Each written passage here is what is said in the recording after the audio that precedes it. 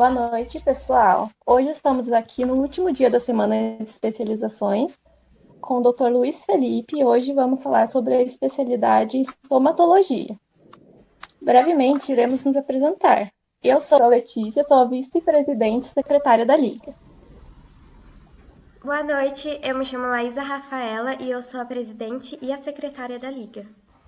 Boa noite, tudo bem? Eu sou Edivânia Tainara Pimentel, diretora científica e tesoureira da Liga Acadêmica. Infelizmente, a Beatriz, a nossa diretora de marketing científica, ela não pode estar presente, houve um imprevisto, mas ela gostaria muito de estar aqui. Então, a gente vai prosseguir sem ela. Antes de iniciarmos, eu gostaria muito de agradecer a sua participação por ter aceito o nosso convite. Ficamos muito felizes quando vimos que, além de confirmar a sua presença, você fez questão de divulgar em suas redes sociais. Pode ter certeza que foi muito importante para nós e nos sentimos lisonjeadas. Eu gostaria também que o senhor fizesse uma apresentação aqui para nós, falasse um pouco de sua formação. Legal. Então, boa noite a todos. Eu sou muito grato pelo convite de vocês. Eu acho uma iniciativa muito legal essa criação da Liga Acadêmica, antes de tudo, porque já mostra o interesse das alunas de fazer algo diferente, né? E que a gente precisa disso nos cursos de odontologia de modo geral. Meu nome é Luiz Felipe, eu sou formado pela Universidade de Taubaté. Aí eu segui carreira acadêmica, eu fiz mestrado, doutorado, fiz mestrado, doutorado na Unesp em São José dos Campos. Eu tive a oportunidade de fazer outro doutorado também na Federal do ABC. Daí eu fui para fora, fiquei 1 ano e meio fazendo pós-doc na Irlanda, na DIT, que é a Dublin Institute of Technology, e voltei para o Brasil, e hoje eu sou professor na Unital. Eu sou professor docente permanente no programa de pós-graduação Stricto Sensu, mestrado e doutorado em odontologia, e também sou professor do Centro Universitário Brás Cubas, em Mogi das Cruzes. Eu leciono na disciplina de Semiologia Odontológica para o 5º período, e além disso, também sou especialista em estomatologia, que é o assunto de hoje.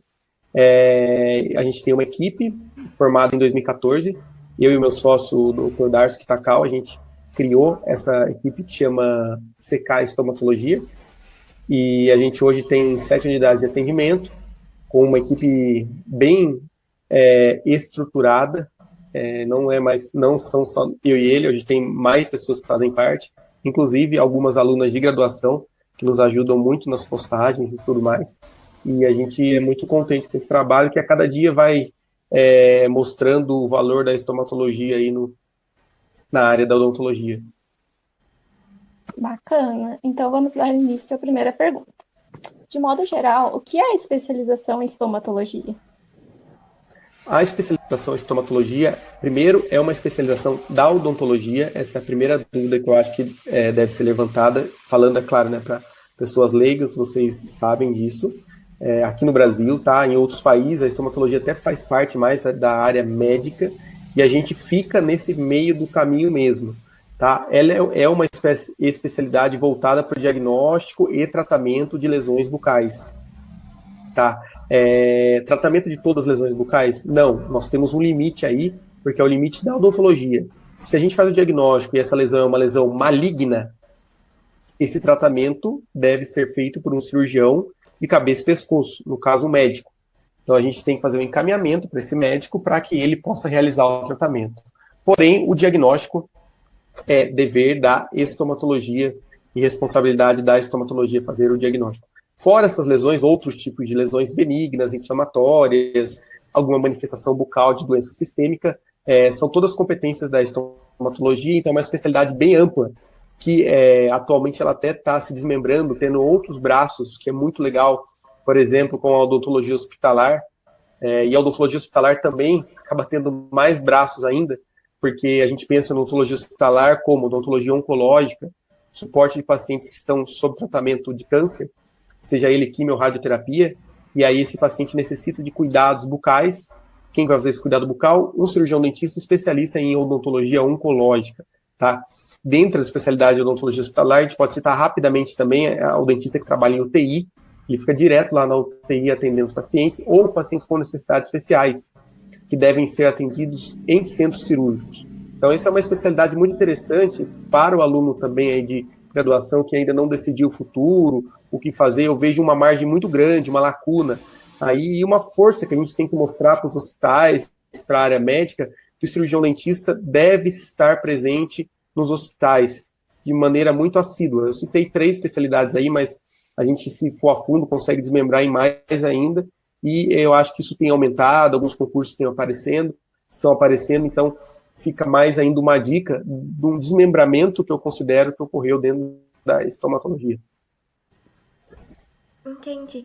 Bom, eu quero saber agora qual a função de um especialista estomatologista.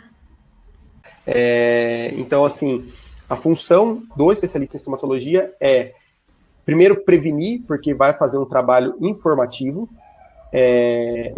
de orientação também, diagnosticar, o que seria o ideal, diagnosticar precocemente as lesões, e se tratando de câncer bucal mais ainda, e tratar as lesões bucais que ocorrem.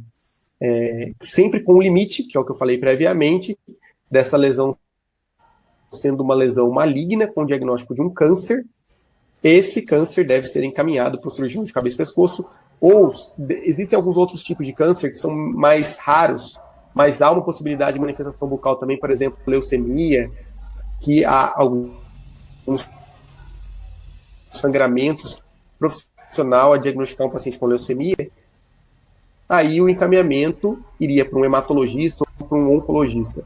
Mas se for um câncer bucal mesmo, com lesão, tanto de glândula salivar ou um carcinoma epidermoide, que é o mais frequente, esse paciente deve ser encaminhado para um cirurgião de cabeça e pescoço. Não vamos confundir, um paciente, então, é maligno, é câncer, mas não é um oncologista nesse caso, sim, um cirurgião de cabeça e pescoço. Então, de modo geral, a função da estomatologia, respondendo, prevenir, diagnosticar e tratar as lesões que acometem o complexo maxilomandibular, vamos falar dessa forma.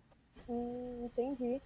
E a gente também gostaria de saber como e quando foi o seu primeiro contato com a estomatologia na fase acadêmica? Não, bacana. O meu primeiro contato foi na graduação, na disciplina mesmo de patologia bucal. Lá na Unital a gente tinha no segundo ano patologia bucal, só vendo a questão de aspecto que evolui, né? Por isso que primeiro a gente aprende histologia para ver o normal. Então, quem quer fazer patologia, a recomendação principal é que vocês tenham um conhecimento muito grande de histologia para saber o anormal, que é a patologia. E aí a patologia mostrou aquela gama intensa de lesões bucais, de doenças bucais, eu fiquei muito interessado, gostava de patologia geral também, e aí quando foi para o diagnóstico eu já eu já soube que era o que eu queria fazer da minha vida, e em contrapartida as outras disciplinas eu não gostava nem um pouco, que eram materiais dentários, próteses, eu não via a hora de acabar logo e me formar, mas tem que saber para pelo menos se formar como cirurgião dentista. Dentística, restauração, nossa, eu nunca gostei disso. Até gosto muito de cirurgia, fiz muita cirurgia, de terceiro molar incluso, tive contato com cirurgia oral menor, até para fazer cirurgias que aparecem na estomatologia, eu mesmo que opero, então a gente precisa ter um conhecimento e um treinamento disso, né?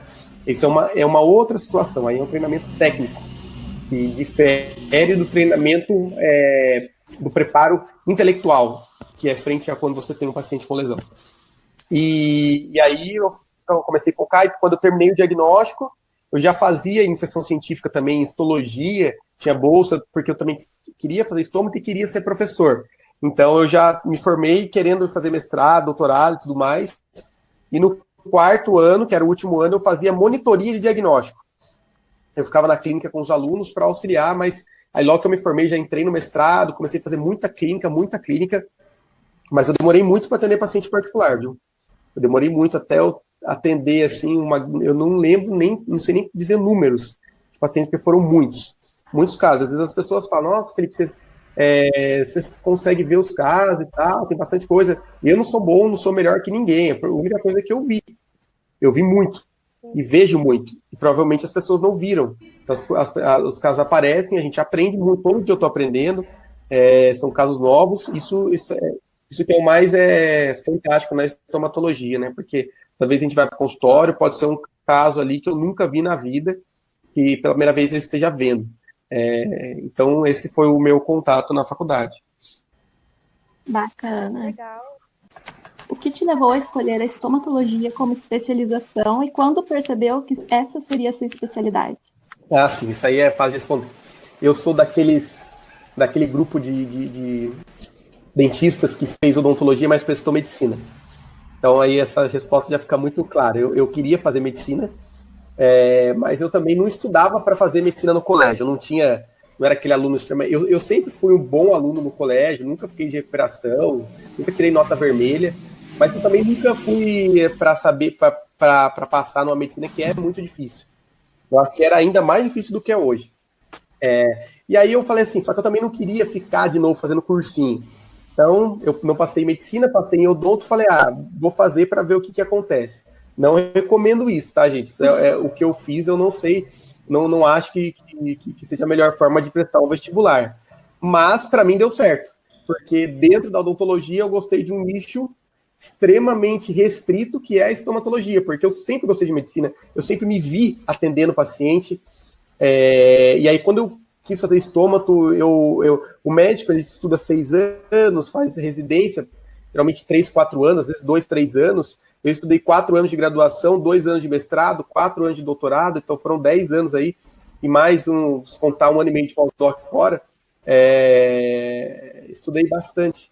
Então a gente tem, eu percebi que isso foi muito diferente, né? E uma coisa que eu sempre pensei, falei assim, vou fazer odonto, eu raciocinei dessa forma, quero fazer estomatologia, mas eu tenho que ser bom. Eu tenho que fazer da melhor forma possível, porque não dá para ser só mais um. Já que eu vou fazer isso, não vou abdicar da medicina, de tudo. Então, hoje eu vejo com muitos bons olhos isso. Hoje, falar, Felipe, você faria medicina? Não. Eu acho que eu sou estomatologista, sou dentista, e acertei. Eu acertei. Mas eu não sei se todas as pessoas acertariam dessa forma que eu fiz, né? Então, talvez ficou mais fácil para mim a escolha da estomatologia. Eu acho que vale o risco, porque eu também fiz a mesma coisa. Também, para escolher o curso da graduação, fui na mesma coisa. Mirei em outro curso e acertei na odonto. Mas é o que está hoje e é maravilhoso. Eu queria saber agora o que te motivou para lecionar esse curso que é tão maravilhoso. Hoje em dia é incrível fazer odontologia.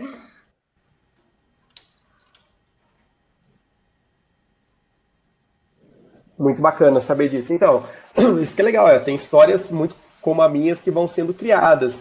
E contem histórias também da pessoa fazer odontologia, ver que não é, largar, ou conheço um monte de gente hoje que está fazendo odonto, terminando odonto e entrando em medicina. Cada um sabe a sua escolha.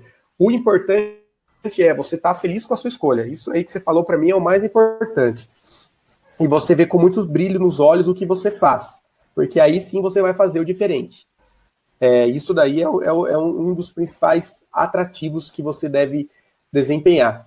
E o que me fez com que eu chamasse atenção para dar aula foi a questão de didática, de ensinar alguém algo que eu aprendi.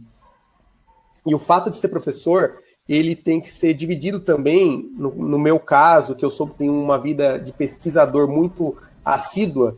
Eu faço muita pesquisa hoje ainda, eu trabalho como pesquisador, além de trabalhar como docente. Isso não é melhor nem pior, tá, gente? É questão de gosto. Tem muito docente que se dedica somente à carreira de didática, como tem docente que não gosta de sala de aula.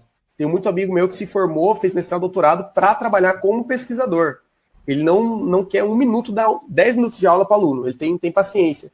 Eu já gosto das duas coisas, eu gosto de estar presente, de ensinar, de ir na prática, ensinar também, e na parte da pesquisa, que é muito árdua, a pesquisa é muito difícil de você trabalhar, mas é muito gratificante também. Então, isso que eu gosto de deixar claro para vocês aqui, e é todo um contexto, né? Então, eu sempre me debruço em 3 áreas que caminham juntas, que é didática, pesquisa e clínica. As 3 áreas, para mim, Felipe, qual você gosta mais? Não tem. É tudo igual. Eu gosto de atender paciente, gosto de dar aula e gosto de pesquisar. E eu acho que as 3 coisas se interpõem. Porque eu ensino meu aluno, para ensinar meu aluno, eu tenho que ter experiência clínica. Eu tenho que ter experiência clínica do que eu estou vendo no paciente para eu poder ensiná-lo. Segundo, o que eu vou pesquisar? O que meu paciente precisa. Por que está tendo a gente está oportuno falar, por que um monte de pesquisador voltaram às pesquisas para o Covid-19? Porque é o que precisa hoje. Tratamento, diagnóstico, vacina. estatística de modo geral. Então, assim, tudo, se vocês forem perceber, é uma coisa ligada com a outra. Se você dissocia, as coisas começam a se bagunçar, né? Então, esse foi o meu objetivo, o que eu pensei e é o que eu estou conseguindo realizar. É verdade. E a gente também gostaria de saber, né, como é dada uma notícia ao paciente, como, por exemplo, do câncer bucal, ter uma preparação para isso, como você e o paciente se lida com uma notícia dessa? Essa pergunta também é muito interessante, Tainara, e talvez a mais difícil, a fase mais difícil seja essa. Essa semana mesmo eu tive a oportunidade de manifestar um resultado para uma paciente, e nunca é fácil. Não tem uma receita de bolo. Ó, gente, você chega lá, fala isso, isso e isso, e o paciente vai receber dessa forma. Não é assim. Só que você tem algumas estratégias. Eu gosto sempre de trabalhar o lado positivo de toda aquela situação. Que foi feito um diagnóstico precoce, que o tratamento está totalmente em nossas mãos, sendo extremamente sincero com a paciente, e que agora é partir para um tratamento mais rápido possível, mais breve possível. Mas esse resultado é a pior parte do estomatologista, porque a gente tem que lidar diretamente com fazer a biópsia e manifestar um resultado de câncer para o paciente.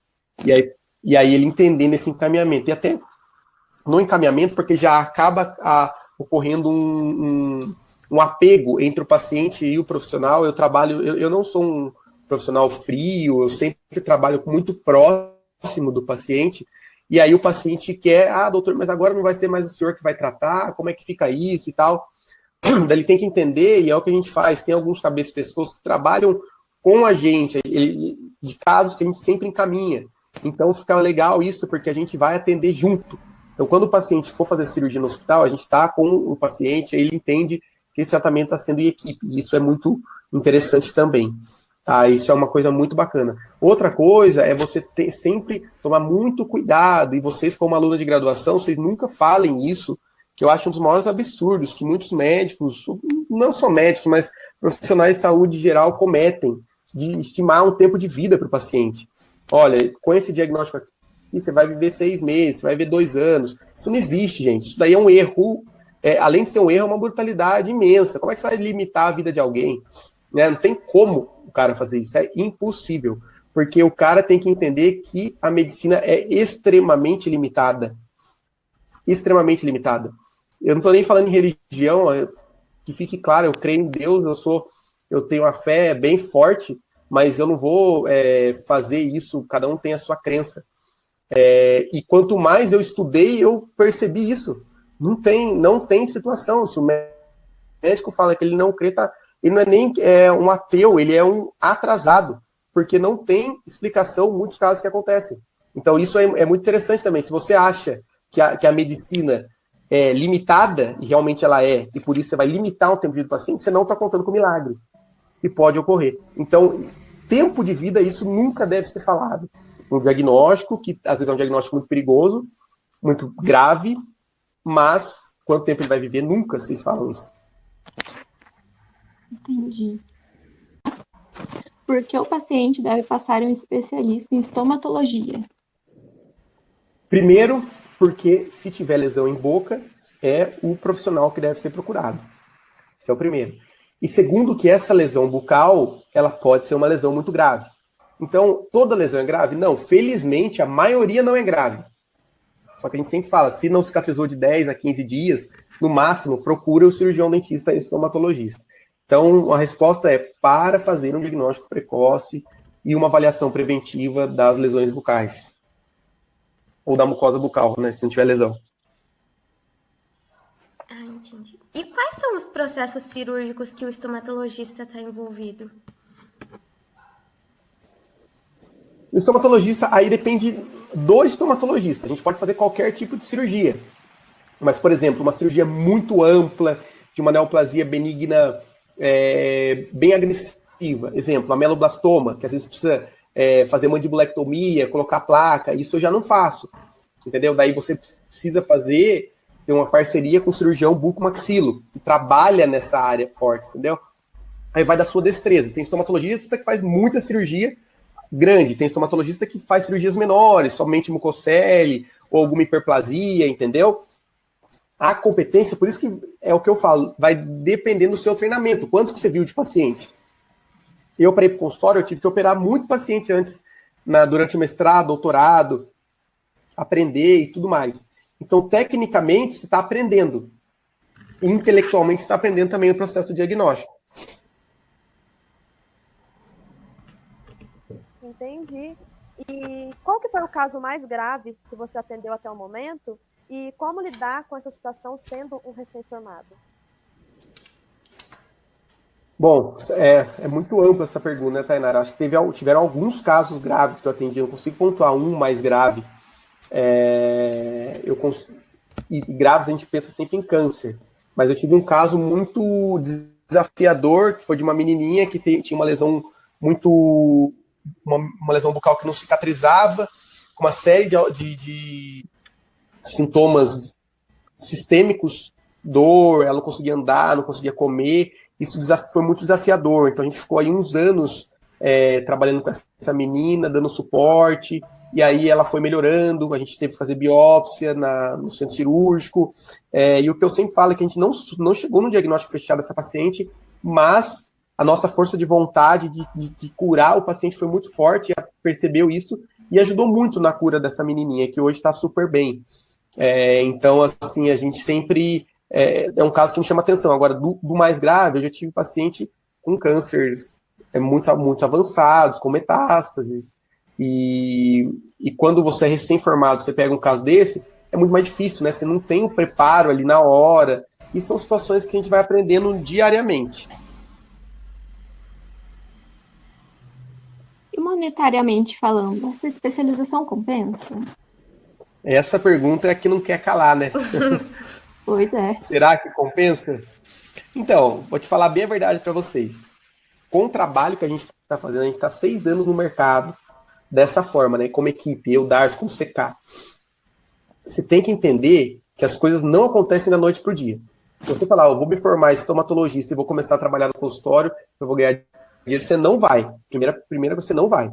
Primeiro você tem que fazer um nome, você tem que as pessoas confiarem no seu trabalho, que eu acho que do ponto de vista de monetização, como vocês estão falando, as coisas estão começando a melhorar muito para a gente esse ano. Depois de 5 anos de atendimento, de colocar a cara no mercado, das pessoas conhecerem. E olha que a gente trabalha só com isso, faz muita coisa nesse sentido. Então hoje, por exemplo, eu já tenho 2 meninas que atendem para a gente em São Paulo. Então, a gente conseguiu estabelecer uma equipe, então no todo que a gente consegue ganhar, e além de ganhar o lado, é a satisfação profissional. Fazer uma coisa que você gosta, bem feita e que vai te dar um suporte financeiro. Então a gente tem um valor de consulta bem interessante, o valor de procedimento nosso é sempre condizente, porque a maioria das vezes o paciente chega para a gente já passando em 5, 6 profissionais.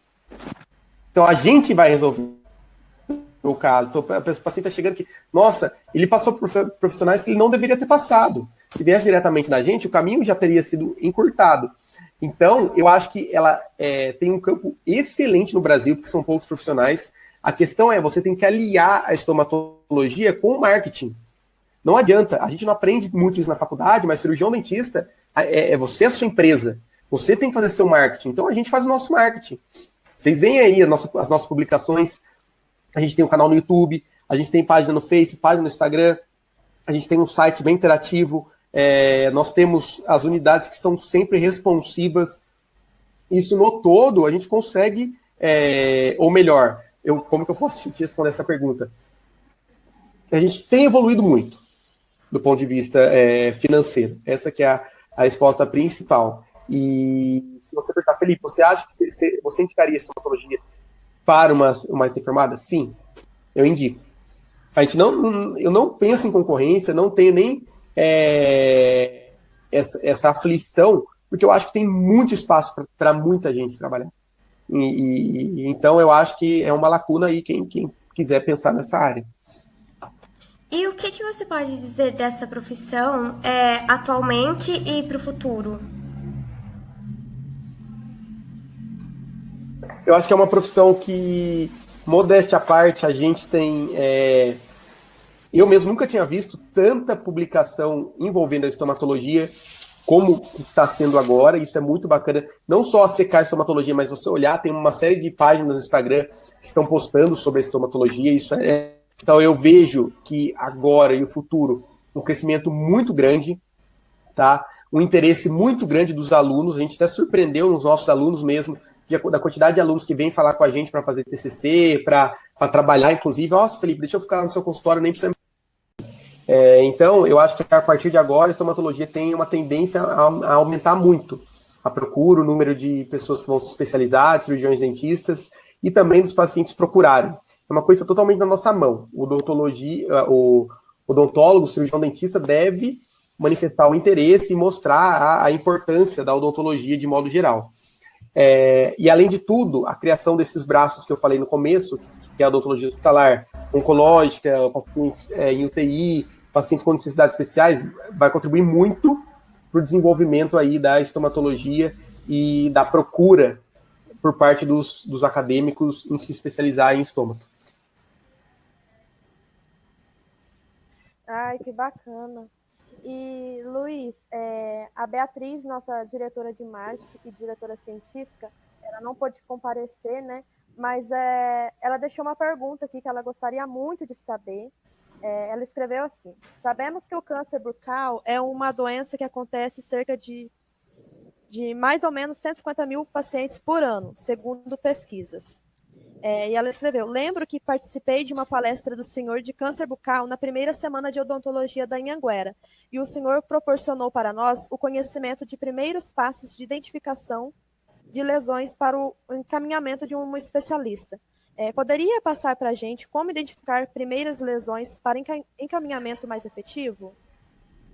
Sim, esses dados, nesse número que ela falou, devem ser dados mundiais, né? No Brasil, a gente tem uma expectativa de 15 mil, 16 mil casos por ano, o que é muito próximo do câncer de colo de útero. Então, a primeira coisa é a gente orientar as pessoas. O que causa o câncer bucal? Causa câncer de língua, cigarro, associado com álcool, que causa câncer de lábios, sol, e a partir daí, criar estratégias de prevenção. Isso é a primeira coisa. E identificação de lesão. Primeiro, que existem lesões que podem virar câncer. Leucoplasia, e eritroplasia, rinite actínica. Então, entender lesões potencialmente cancerizáveis e fazer o tratamento o quanto antes. Nessas lesões, pessoal, a gente, como cirurgião dentista, nós podemos intervir, tá? Porque ainda não são lesões malignas. A partir do momento da malignização, o interessante é uma lesão pequena, quanto mais precoce possível. E aí a dica para vocês fica de vocês terem na cabeça. Se você tem uma lesão que não cicatriza de 10 a 15 dias, é câncer? Não, mas deve ser tomado um cuidado muito mais próximo, muito mais efetivo. Tá? Então, o tempo é muito peculiar nesse diagnóstico. Eu não consigo falar lesões porque as lesões são muito variadas. Às vezes ocorrem em língua, às vezes em gengiva, às vezes no céu da boca. O bom é deixar claro: se a lesão não cicatrizou entre 10 a 15 dias, procurar o profissional. Tá bom. E vamos para a última pergunta. Gostaríamos de saber se houve alguma mudança no dia a dia do seu consultório depois dessa pandemia. A gente teve uma aprovação de um trabalho de uma paciente que teve Covid-19 e junto teve herpes simples, que é aquela que dá em lábio, secundária, né? Então, a gente provavelmente deve sair daqui 1 mês, 2 meses no máximo, mas a aprovação foi hoje. E aí, o consultório, a gente tem trabalhado no sentido das questões novas de biossegurança. O que se faz agora, tanto que, abrindo parênteses, a gente tem postado algumas dicas de biossegurança com 2 professoras que são especialistas. Toda semana a gente vai postar no mínimo 2 dicas, o que fazer nessa pandemia, como trabalhar, paramentação, instrumental, sala de atendimento, enfim. Então, a gente vai trabalhar nessa forma, o que a gente conseguir entender e aprender de biossegurança no momento da pandemia para mostrar para vocês. Mas, na verdade, a gente está perdendo todo mundo junto, né? Porque é uma coisa super nova. Pois é. Alguém gostaria de acrescentar mais alguma pergunta? Não tenho mais nenhuma. Não, tá perfeito. Então, mais uma vez, a gente gostaria de agradecer a sua participação na nossa primeira semana de especializações e dizer que foi muito esclarecedora as suas palavras e foi muito gratificante tê-lo aqui conosco. Obrigado. Eu que agradeço vocês 3 pelas perguntas e também estendo o agradecimento às pessoas da Anhanguera, de modo especial à professora Gleice, que é a coordenadora, né? E ela é amiga já há muito tempo também, desde a época de mestrado e doutorado na Unesp. E isso é muito bacana de saber que vocês têm aí um grupo de professores muito bons que conseguem aí tocar o curso e dar uma formação diferenciada para vocês. Então, continuem com essa liga aí, que eu acho que é muito bacana. Vai chegar um momento que vocês vão ver que vai dar uma estagnada, mas não desanima, porque é assim mesmo que acontecem as coisas, tá? E qualquer coisa que precisar, eu tô aqui, espero que no próximo ano a gente consiga fazer uma palestra presencial, né? Porque a gente tá com saudade das palestras e aulas presenciais. Mas obrigado, viu? A gente que agradece. Então, até mais, um beijo aí, fiquem com Deus. Obrigada a você. Obrigada.